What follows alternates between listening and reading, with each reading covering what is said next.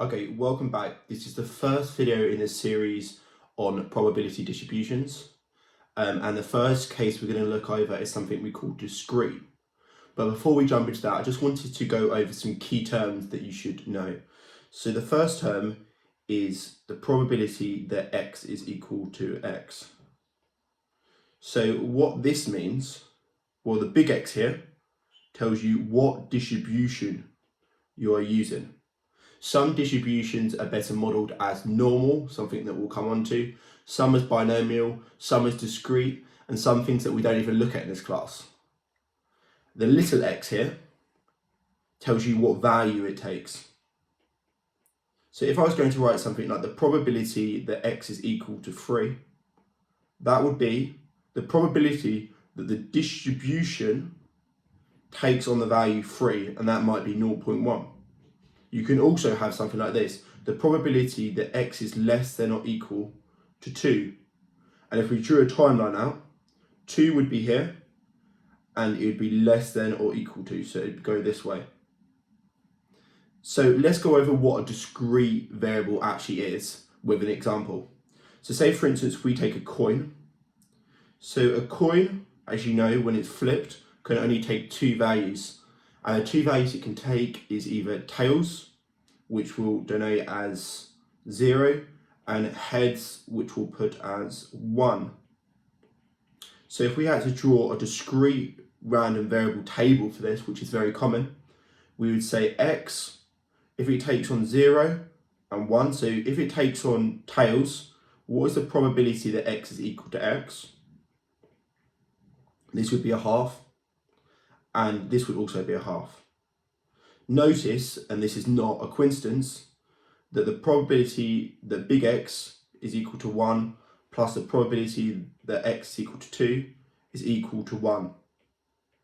And that's not a coincidence because it can only ever take on heads or tails. So obviously, as you add these probabilities up, it's going to equal 1. To go over a more detailed example, you can look at a die. So if I throw a die, it can either take on 1, 2, 3, 4, 5, or 6 with x, and then the probability that x is equal to x would be 1/6 for each one. We'd actually call this uniform because the probabilities stay the same each time. So we can formally denote the thing that I mentioned before as the summation, so this is the sigma sign, of the probability that x is equal to x is equal to 1. And this is something that common come up because you may be given something like 1/6, 1/6, 1/6, 0, 0, and this may be called A. And you're asked, well, what is the value of A? Well, the value of A in this case would be a half because all the probabilities have to add up to 1. As a quick example, they could also give you something that looks like this and say, work out the value of K. And they'll give you something like 4x is equal to 0, 1, 2. And what you do here is you know that the summation of the probabilities is equal to 1.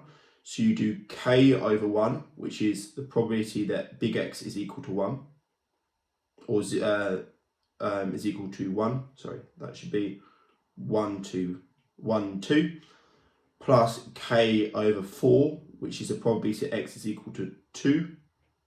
So because it's 2 squared, this would equal 1. So you get something like 5k over a quarter is equal to 1. And then k is equal to 4/5. This is an extremely common question to come up. Anyway, so in the next video, we're going to jump into binomial distribution. I look forward to seeing you there. Bye now.